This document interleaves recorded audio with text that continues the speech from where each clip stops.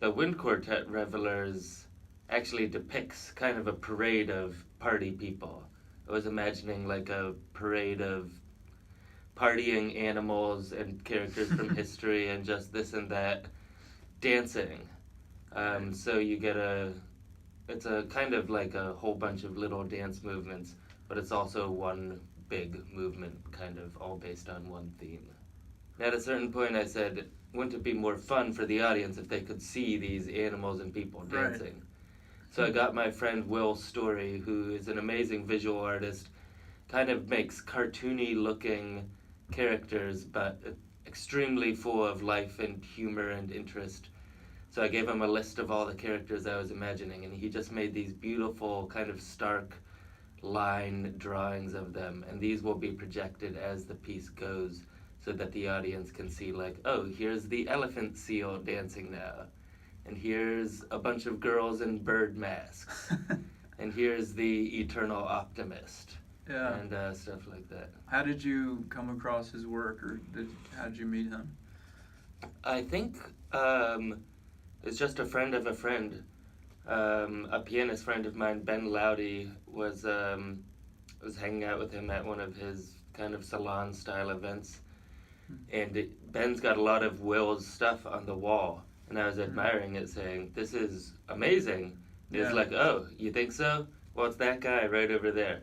So we struck up a conversation, and I talked him into it. I remember writing it over the summer. I think it was 2014, and my goal was to write completely abstract music. I wanted no story, no associations. I just wanted to write a big scherzo, kind of like, like a Beethoven scherzo, sort of like pumped up and caffeinated and stuff like that.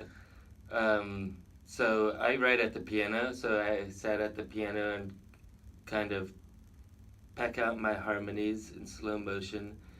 And it's a long process, and I try to just let everything come from the first ideas.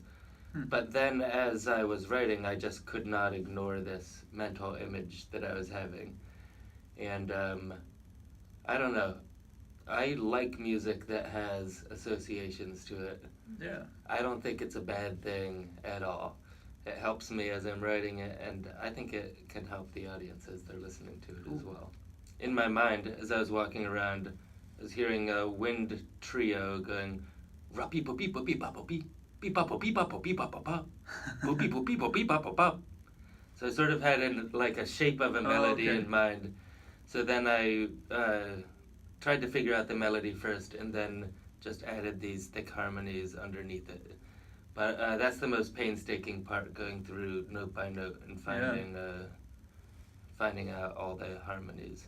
Once the kind of big arc takes shape, then it's more a matter of building all the little pieces than sanding it all together. When I finished this kind of texture, I was like, okay, now it needs a melody, and I had to find the melody that fit with kind of the frantic melody that was already going on.